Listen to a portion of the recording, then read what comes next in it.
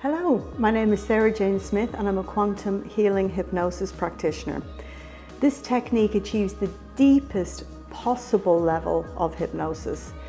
This unique way of hypnosis is a very powerful tool which can help people with mental, emotional and physical trauma. This therapy is so powerful that all you need is one session. You can get answers to all of your life questions. First, we'll get an understanding of what caused the issue so that healing can begin. Expand your consciousness and remember who you truly are. Are you ready to unlock the potential of your soul and free your mind?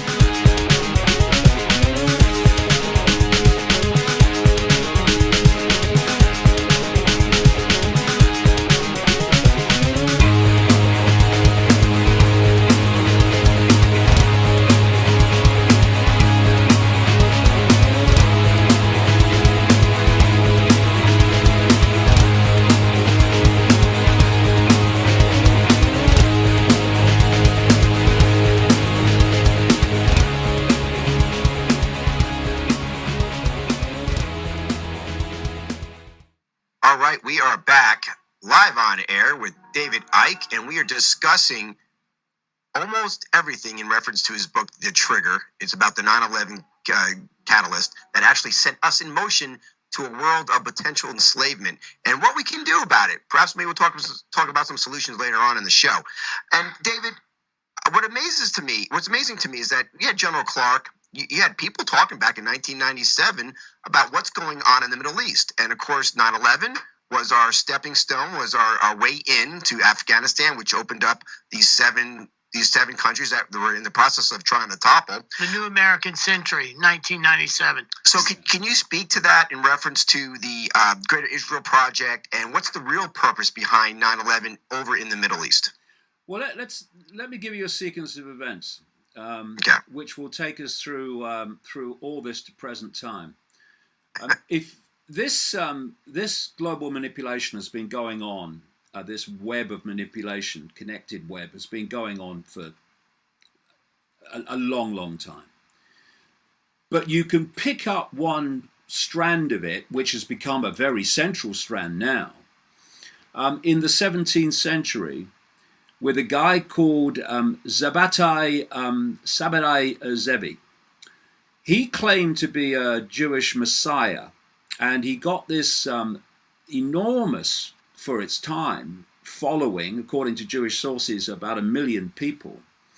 And he called himself the Jewish messiah, but he wasn't a follower of Judaism. He wasn't really Jewish in the way that we perceive Jewish. And he created a cult, a death cult, a satanic cult known as Sabbateanism. And what Sabbateanism did was invert everything. So if in Judaism you had a fast day, in Sabbateanism it would be a feast day. If this said don't abuse children, then in Sabbateanism you abuse children. It was a complete inversion. And he was operating in the Ottoman Empire, the Islamic Ottoman Empire. And the Sultan said to him, you either convert to Islam or, we'll sort you out. And so he converted, and a lot of his followers converted. And these became known as Donma or Donme, which means to turn. And this started a technique whereby Sabbateans would pose as one culture or one religion, in this case Judaism, but actually be following this Sabbatean satanic cult religion. And so these Donma operated as followers of Islam within the Ottoman Empire, but they were Sabbatean cultists. You follow this line of Donme, through history, and it's a long story, but I do tell it in the Trigger. And you end up realizing that a modern expression of this Donme is the Saudi Arabian royal family.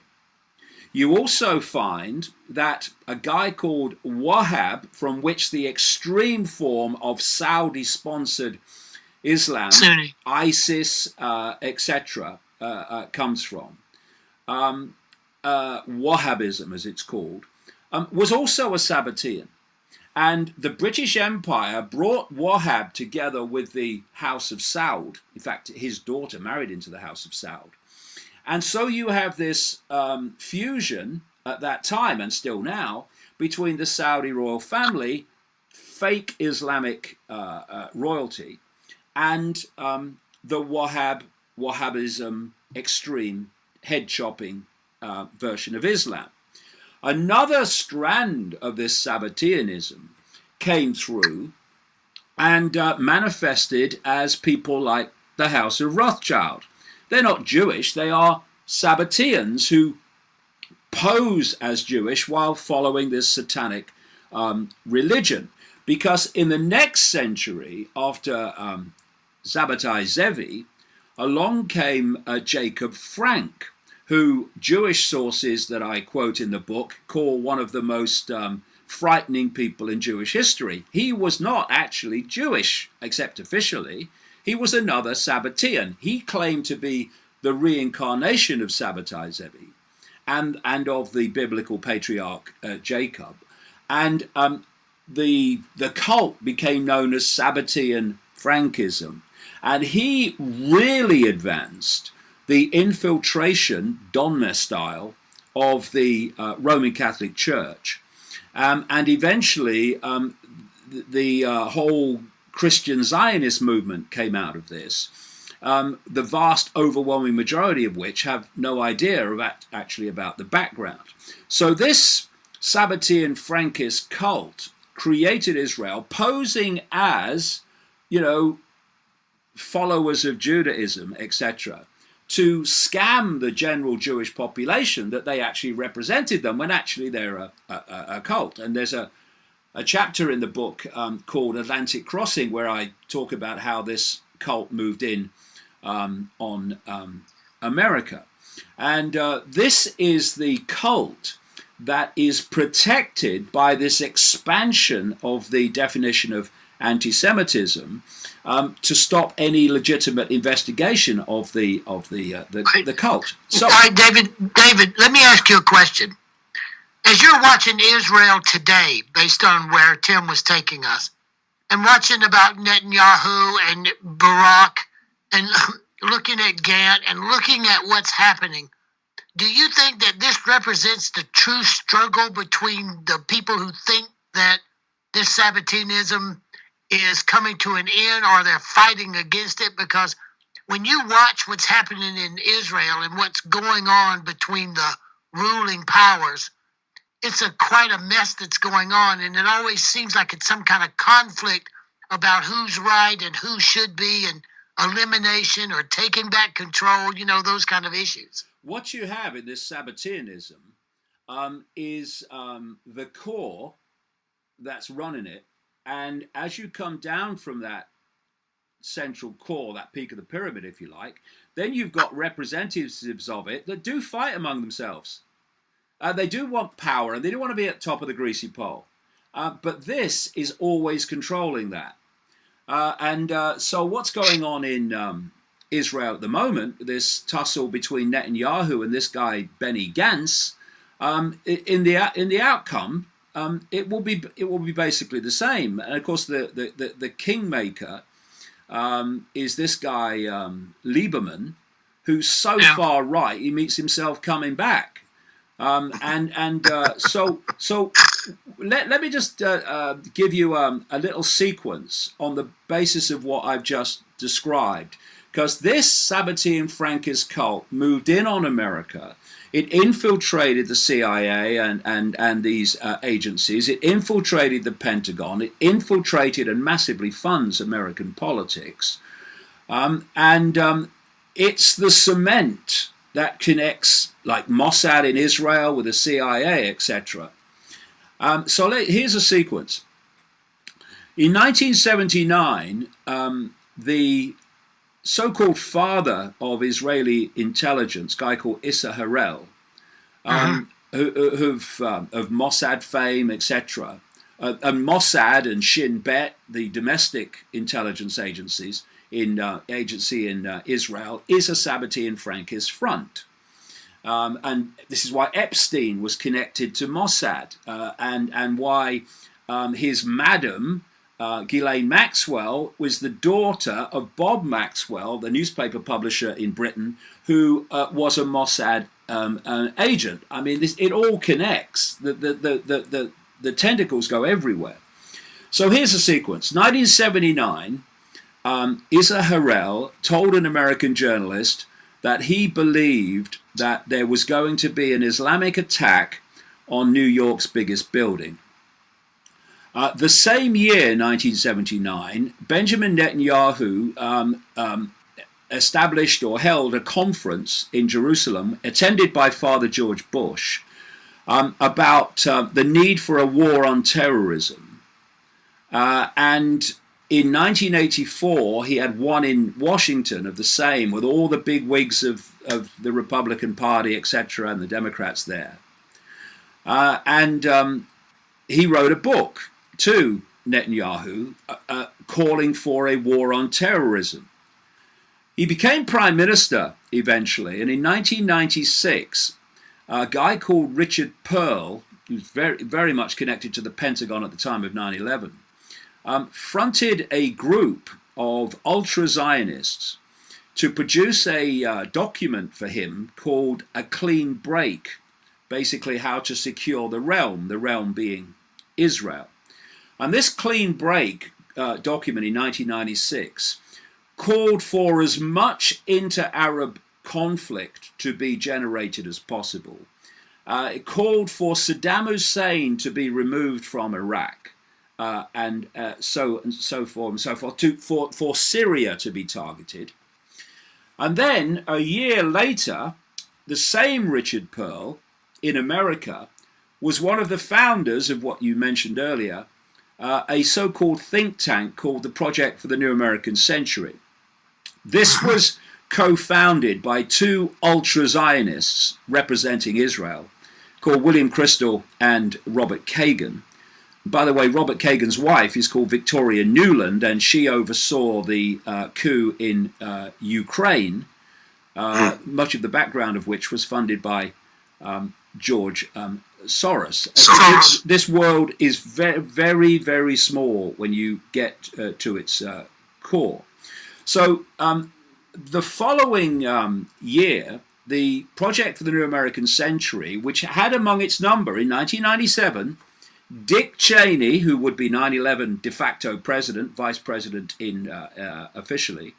It had Donald Rumsfeld, who would be 9/11 defense secretary. It had Paul Wolfowitz, who would be Pentagon deputy defense secretary. It had Dov Zakheim, who was the comptroller of the Pentagon at the time of 9/11 and oversaw the entire budget. John Bolton, still around, trying to bomb anything that moves. He was involved in it as well.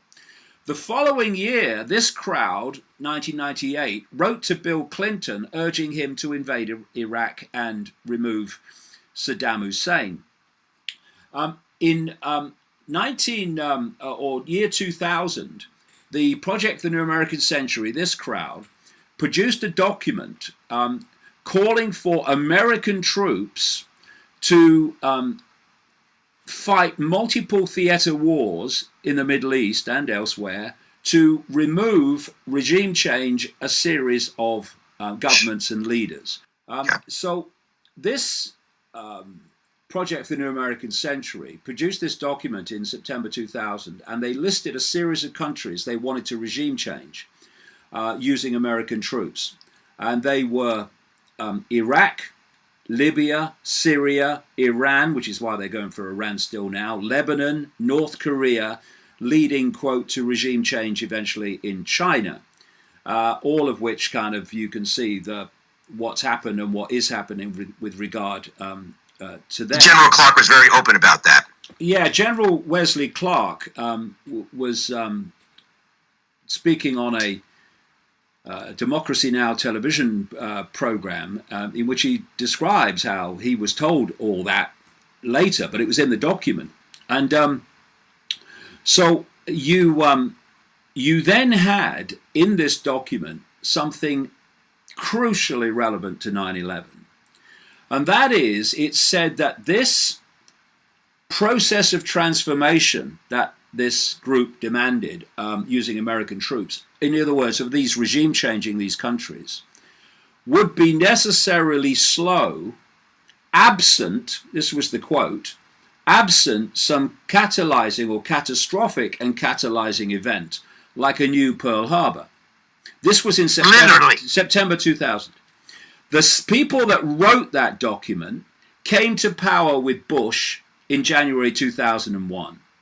And 9 months after they came to power, America had what Bush called at the time the Pearl Harbor of the 21st century.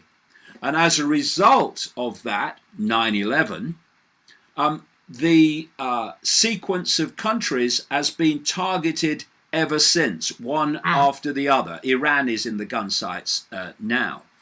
Now, what makes that even more connecting into this cult, this Israel connection, is that, as I show in the trigger, the ultra-Zionists, shall we call them,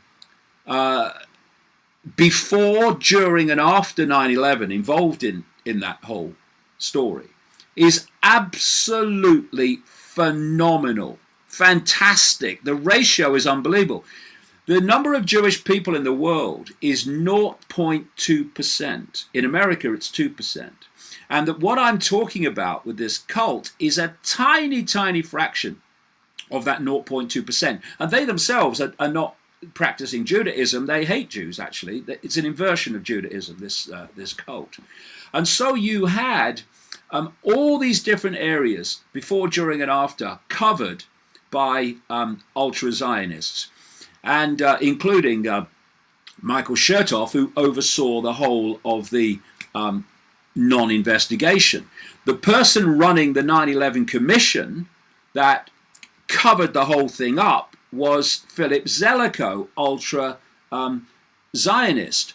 And how many people know that in 2001, 200 Israelis were arrested in America for running a spying ring, 140 before 9/11, 60 afterwards, and they were eventually let go by Michael Chertoff.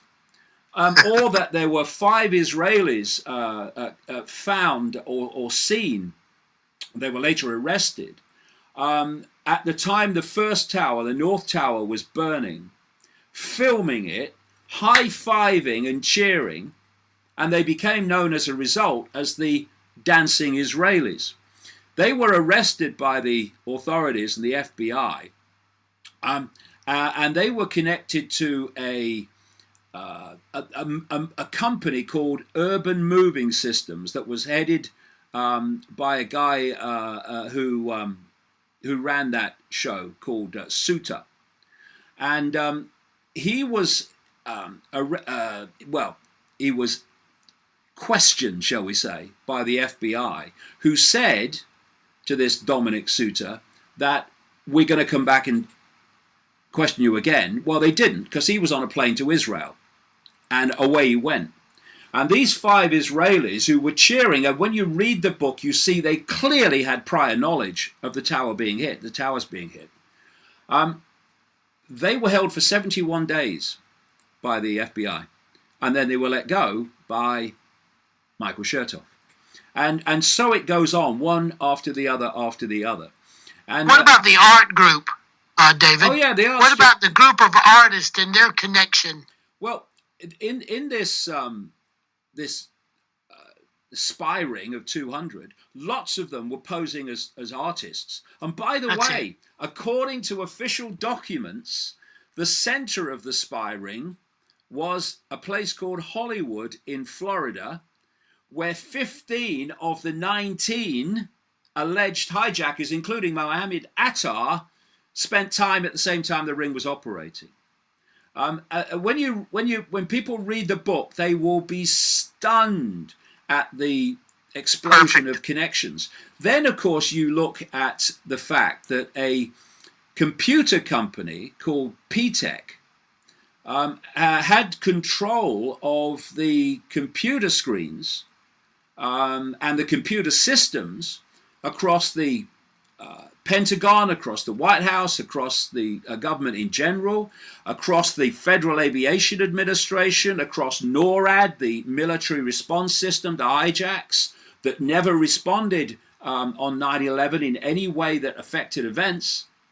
And when you realize at the same time that that computer system was controlled on 9/11 by that company, which was run by an ultra-Zionist, you also realize that very same day that a stream of war games, war exercises, scenarios, unprecedented in number, were happening in the skies, the 9/11 skies of America. Distraction. Same day. Same day, same time. Day. Yeah. And one of the scenarios was for a plane to crash into a building, the reconnaissance center in Washington. And the man who decided that this unprecedented number of war games would be carried out in the skies over the same skies as the 9/11 hijackings was Ralph Eberhart, the head of NORAD, the organization that should be responding to hijackings of the 9/11 variety. And that same Ralph Eberhart, 12 hours before the attacks, put the protection level of Pentagon computer systems and military computer systems onto its lowest level. And what you see if people read the book is that not only did the NORAD screens and the FAA screens of traffic controllers have the planes that were flying, including the 9/11 planes on the screens, they had lots of simulated planes and war game planes, because if anyone taking part in a real plane in the war game, then air traffic controllers needed to know where it was for safety reasons. But there were lots of simulated planes as part of this war game too. They're known as sim. And they were on the screens live, is what's called sim over live. And I quote one of the NORAD response people at a place called Rome in New York State, where they were orchestrating the response from. He shouts at one point, "Get rid of the goddamn sim," because it was completely destroying their ability to follow events. Now, and their conversations about realizing, not knowing which one was the sim and which one was the hijacking aircraft. Exactly. There was so much of that. And what you therefore had was external. I explain all this in detail. External control of the computer systems and the air traffic screens, and the ability, because you had real-time backdoor control, to put planes on those screens that didn't exist, and to remove planes like 9/11 planes, the 4 that did exist. Because it's my contention that the planes that hit the buildings, actually didn't hit the building in the Pentagon's case, were not the planes that left the airport. And it's very clear when you see the evidence that that was the case. Or the plane that did not collapse, that did not crash in in Pennsylvania. There was no plane in Pennsylvania. I go into that in the book. The amount of debris where that plane was supposed to come down, Flight 93, was ridiculous. There was no plane there. Obviously, the whole story was fake. But this is what you're looking at: a lie so big that people cannot grasp that anyone could pull off such a scam and tell such a lie. And we have, of course, a precedence for this. People say, oh yeah, that's far-fetched. Well, how far-fetched was it? We're talking about 2001. How about Operation Northwoods that was planned, this is in the official documents from the official archive, that was planned in 1962 during the Kennedy administration, not by Kennedy, but by the Joint Chiefs of Staff at the Pentagon, headed by the chairman, a guy called Lemnitzer. Now, what came to light with these Northwood documents was a plan whereby, wait for this, the military would orchestrate apparent terrorist attacks by Castro's Cuba in American cities. New York, Miami, etc. were named. They would attack American shipping and claim it was an attack from Cuba. And here's one part of the Operation Northwoods document. They planned to have a plane that was on a scheduled route from an East Coast airport down south that took it across Cuban airspace at a very high altitude. The plan described how another plane, a drone, flown from the ground, which is what I say the planes that hit the Twin Towers were, it would be painted in exactly the same livery as the plane leaving the airport on a scheduled flight. And it says in the document, on that scheduled plane would be, quote, carefully selected passengers. The plane would then go on its route, and this is all described in the document, in the official record. And this drone would take off from Eglin Air Force Base in Florida and would get so close to the scheduled plane that it would appear as one blip.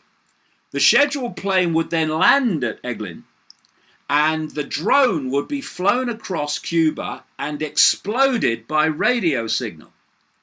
And they even say in the document, we won't say it's happened, we'll let the international aviation authorities tell us it's happened because that will give us more credibility. And they were going to blame the attack on Cuba to justify an invasion of Cuba. And apparently Kennedy sacked Lemnitzer when he found out, but he actually went on to become a bigwig at NATO. But David, we got to take another break here. When we get back, let's continue this. And also, I'd like to, since this is, I want to advance this to another level. We only got a half hour left with you. I want to advance this to where this 9/11 setup, as you know, it's been set up, and many people have spoke about it, including yourself, probably the leader of this. But this cabal, this satanic cabal that's organizing not only 9/11s, but probably every war I've ever experienced, from Pearl Harbor to around the world. I mean, it's just problem, reaction, solution over and over again, just some more advanced than others. World War I also. And all the wars, yeah. And so let's advance it to this cabal. What's motivating them, and what's behind them, once and for all. And let's find out exactly what. We probably won't have time to talk about solutions in the next half hour, but perhaps another time. But let's talk about what's going on with the satanic occult. Yes. Yeah, it's also important to get in what the end game is, which is looking as and what people can watch out for too, David. And the end game being our crisis that's coming. That's what the game they're trying to set up. Yeah. Right, guys. We're talking to David Icke. We're going to get into the end game next. Come on, once and for all, we're going to find out what's really behind the occult. The occult, the satanic occult, what's been running the world for a long time now. More to come. We'll see you in a minute. All right. We are back with David Icke, the one and only. He's a not only international author, but we've been talking about his book, his latest book, I should say, The Trigger, The Life That Changed the World, Who Really Did and Why. And we're leaving off on advancing to another level of the people behind this. And we can give specific names like you have listed with the Rothschilds and the defense secretaries and all the people involved in 9/11, the Bushes. However, there's a common theme amongst all these people, isn't it? And that common theme is a satanic agenda. Can you describe a little bit about that and some of the details of how really this is This is not for the innocent and the young here. This is something that's beyond almost belief. Unbelievable. Yeah. Walk a little on the wild side for us now, David. I'll go very much on the wild side if people are new. Now you're new talking. To me.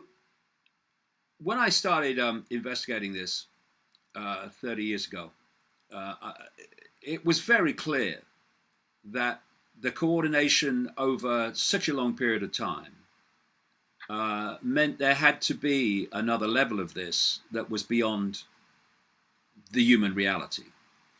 And in my research, I've covered so many different subjects because you have to uncover this stuff.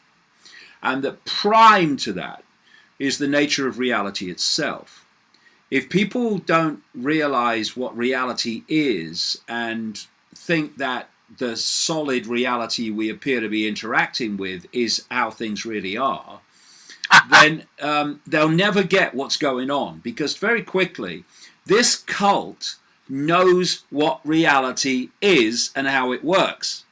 And it manipulates using that knowledge while keeping from the population the knowledge of how reality works. So much of what they're doing would be impossible if this world was solid and what it appears to be. So they keep from us that how reality works so that people just wave away when people like me saying this is how they're doing it. So when people look through their eyes, they think that they're seeing everything there is to see in the space they're looking at. They're not. They're seeing a tiny fraction of it. According to mainstream science, the electromagnetic spectrum is 0.005% of what exists in the universe. And visible light, which is the only part of the electromagnetic spectrum, and it's tiny, that we can actually see, is a smear, a fraction of the 0.005%. So while people are looking out their eyes and thinking they're seeing everything, they're seeing a tiny band of frequency. Think radio station, think television station. And all the others sharing the same space, all the other realities, we can't see because we're not tuned to them, literally.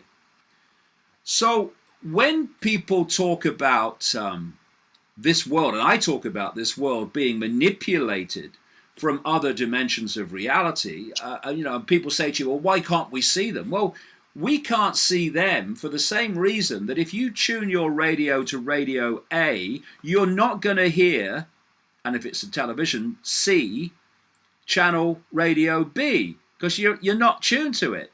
So we're only seeing a narrow band of frequency. And this cult is the, almost said human, actually it's hybrid. It's the representative of a force that operates and is not human outside this band of frequency that we call the world.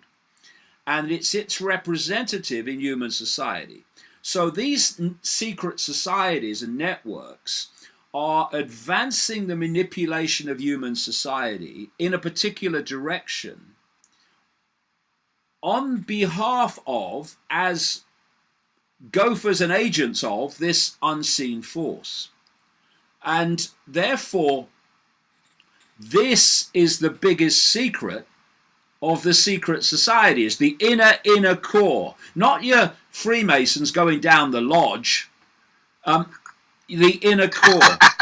It's why do people think secret societies are broken up into compartments called degrees? It's to keep most of the secret society members ignorant of this big truth, that what they're really representing is this unseen force. Now, the real inner core, they are involved in practicing Satanism, including human sacrifice, etc., literally.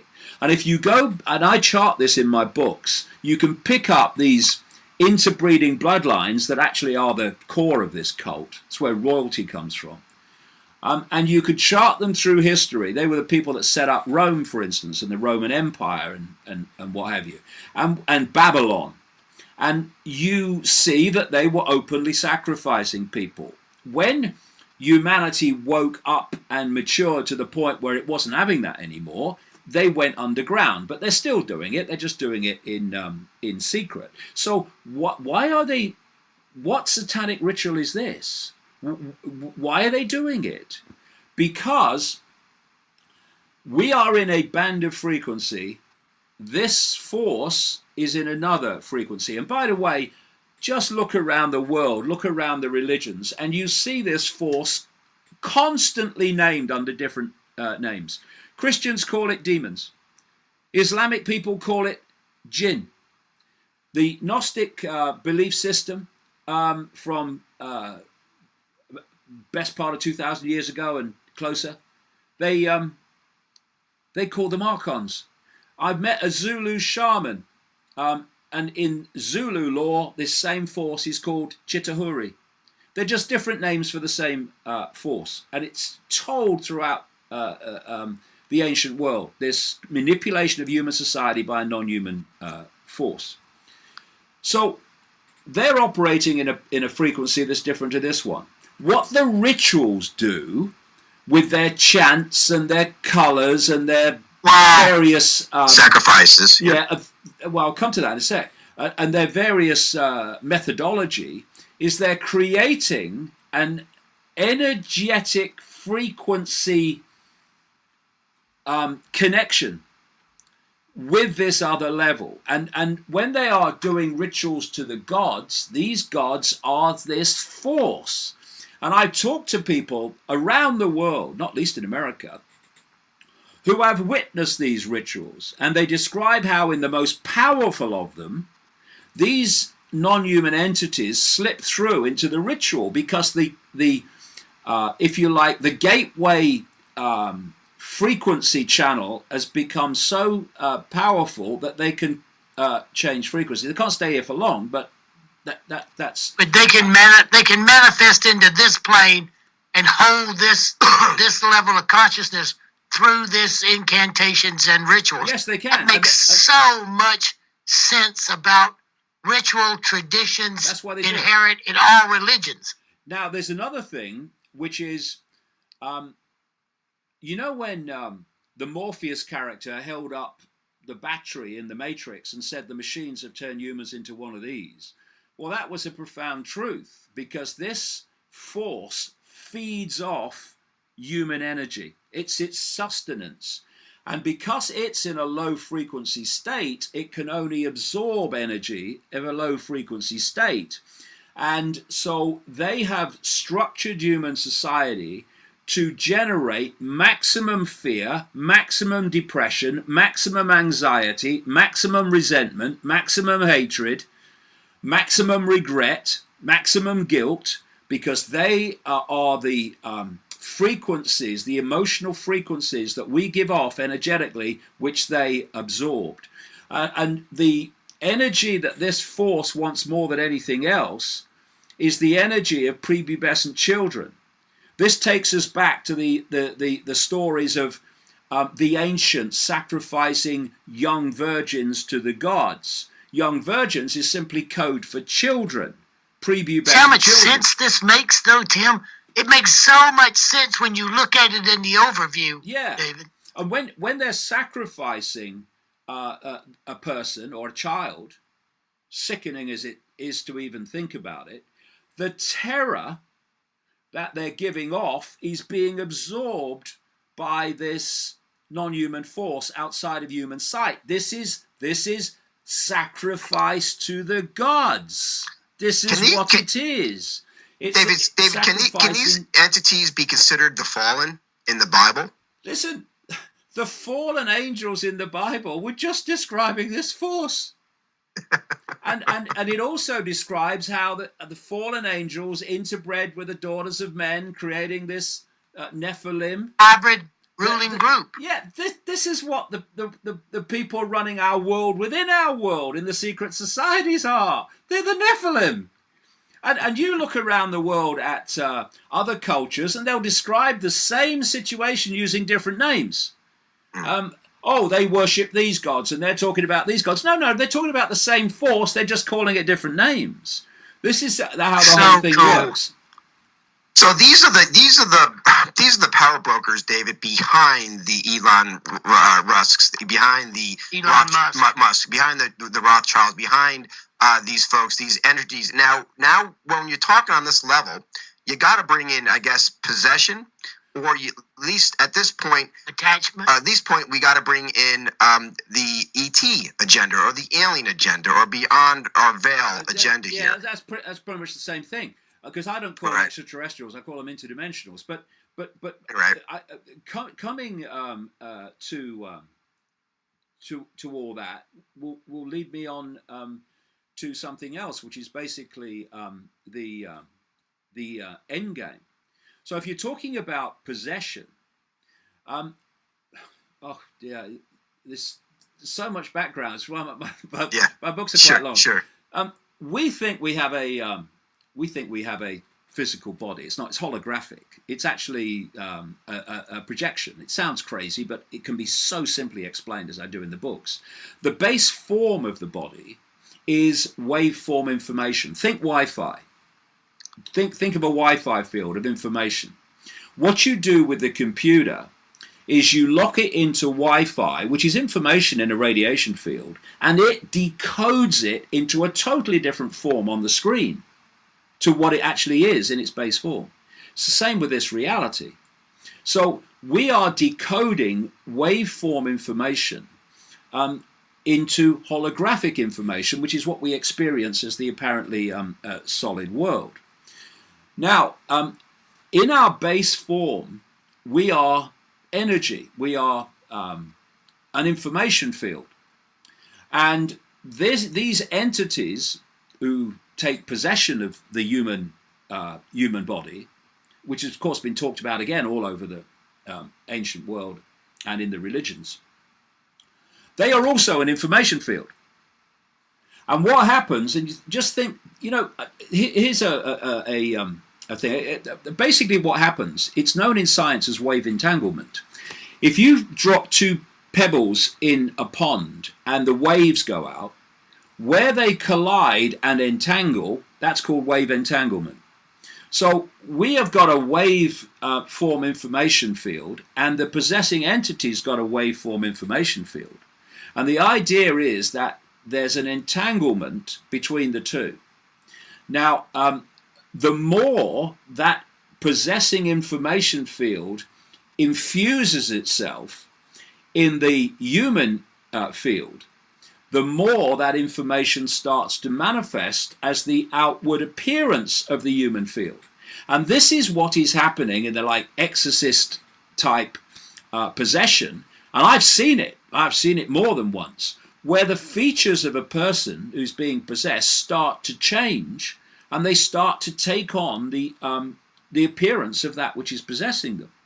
And it's because the possessing form information has infused itself so much into the human field that it starts to affect the way it looks. So this is what possession's all about. But I want to come to an end game. It's very important, probably the most important thing of all in terms of where we're going very shortly if we don't wake up. One of the things that I've really highlighted and focused upon is the artificial intelligence agenda. And you've got the Silicon Valley crazies like Ray Kurzweil, the Google executive, who, and he's not alone, who was saying that by 2030, they'll start to connect artificial intelligence to the human brain and connect the human brain to, quote, the cloud. Now, why would they tell us this when it's a massive endgame part of their agenda? Well, for two reasons. One, we have to know about it if they're going to do it. And two, they want to sell it in a positive way. So what Kurzweil is saying is that around 2030, people will start to have a connection to the brain by artificial intelligence. And these are his words. And then artificial intelligence will do more and more of human thinking until human thinking as we currently know it is negligible, disappears. What is that? It's an assimilation of human consciousness into an alien force. Now, I ask this question, okay, so what is artificial intelligence? Yes, at one level it's algorithms, another level it's what they call learning AI and all this stuff, but what is it in its most important state? I say, after years of research, that level of artificial intelligence is actually this non-human force. And what we're being manipulated to do by this, get them addicted to smartphones that they hold, then move on to things on their bodies, and then chip implants, go inside the body with the chips. It's already happening. And get them connected to AI. And then instead of having to manipulate human perception for mass control by controlling information, that won't be necessary anymore then, because human perception will come direct from AI. It will be AI perception.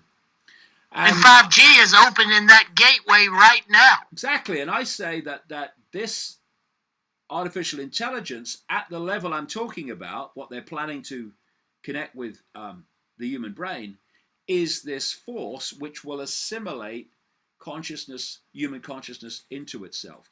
And so you've got Elon Musk, who comes out and says artificial intelligence could be the end of humanity. Yeah, true, as we know it. And then he starts a company called Neuralink to connect the human brain to computers. And if you're going to create this Kurzweil cloud to which all minds are connected in the way I'm describing, then this cloud has to cover every inch of the planet so no one can escape. The only way you're going to do that is by projecting the cloud from space. And tens of thousands of satellites are planned, going up now, to beam this stuff at every inch of the planet. And the company that is putting most of them up there is SpaceX, owned by Elon Musk. The man is a complete fraud and a frontman for this cabal. David, let me paraphrase what you're saying so I can fully understand this end game, because this is just fascinating information. Unbelievable is what it is, to be and true. it's to be true. So here it is. We have this hybrid of humans now going forward. We're going to be chipped. We're going to have the simulation. They're going to basically create a matrix within our bodies to have this place where we'll be. Is that going to allow us at that point to open up our body vessels for possession, like a manufactured possession for these fallen or for these beyond the veil demons, entities, jinn, whatever, to come in to fully possess our bodies so they could have access to this three-dimensional world again? Well, what does the brain do? It takes information and it processes it into perception.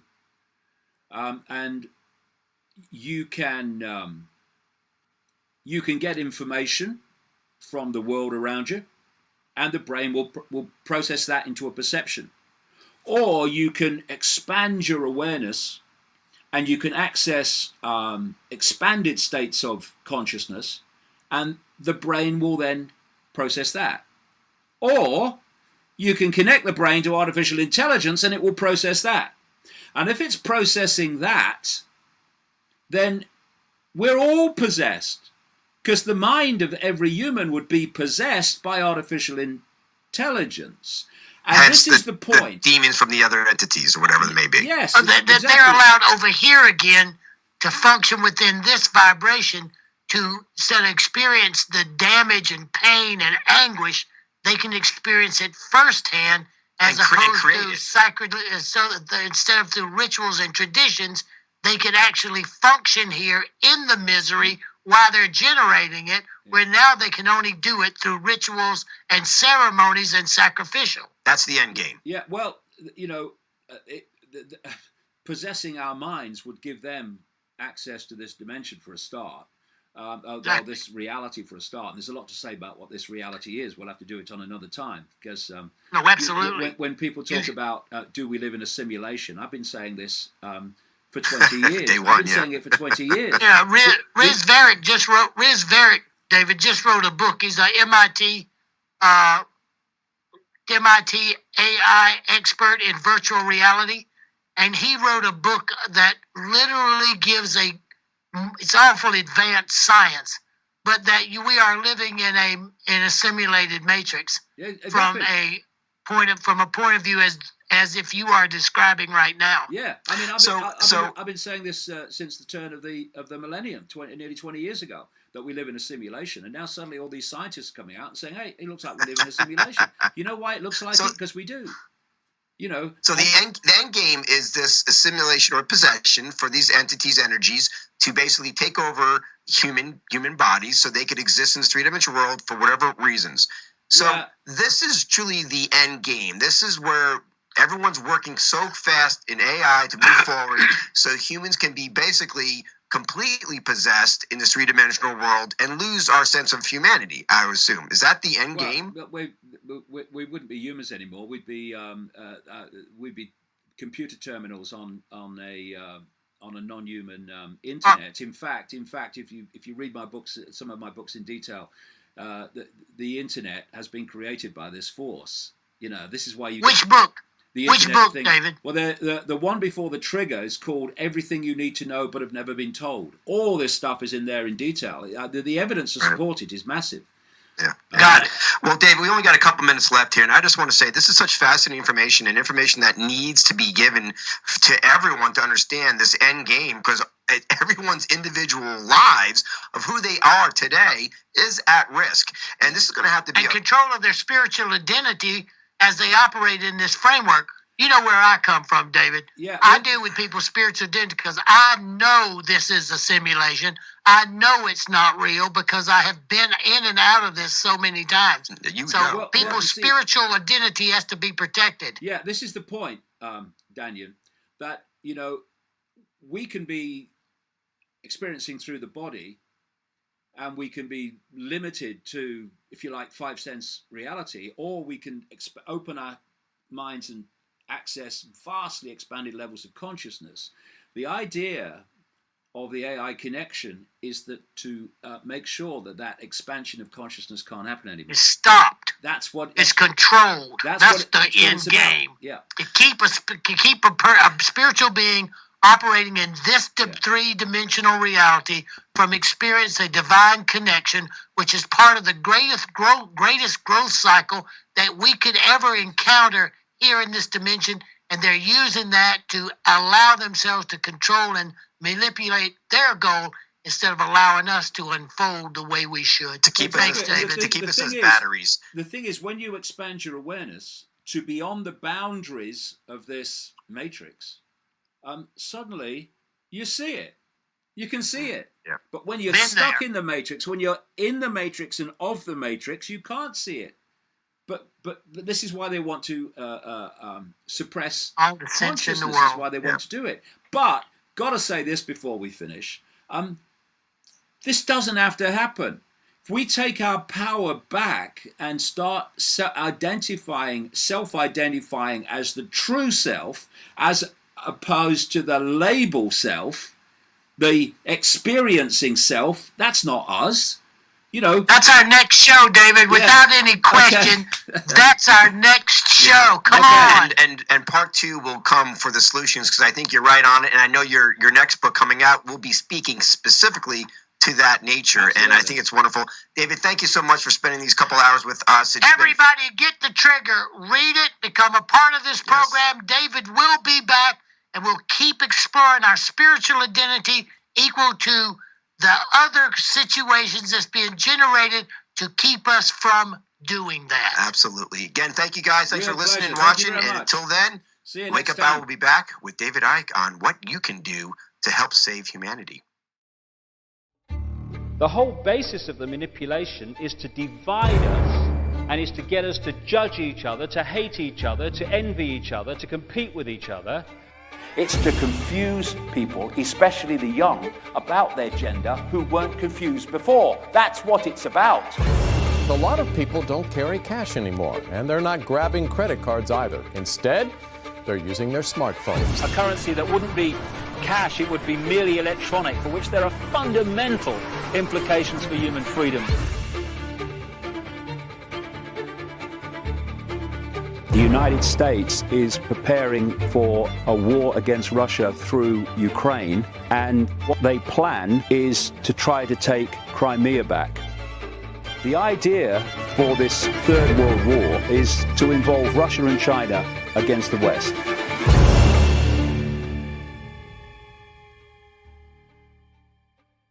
The coronavirus pandemic started in China. Oxygen, medical supplies and hospital staff have continued. One of the 5 vaccines and research. Stage 1, you create a problem. It could be a manufactured virus. You want a reaction, and you want them to either say, do something, or you want them to accept what the authorities suggest must be done. So one of the agendas is to massively cull the population. They want to reduce the numbers.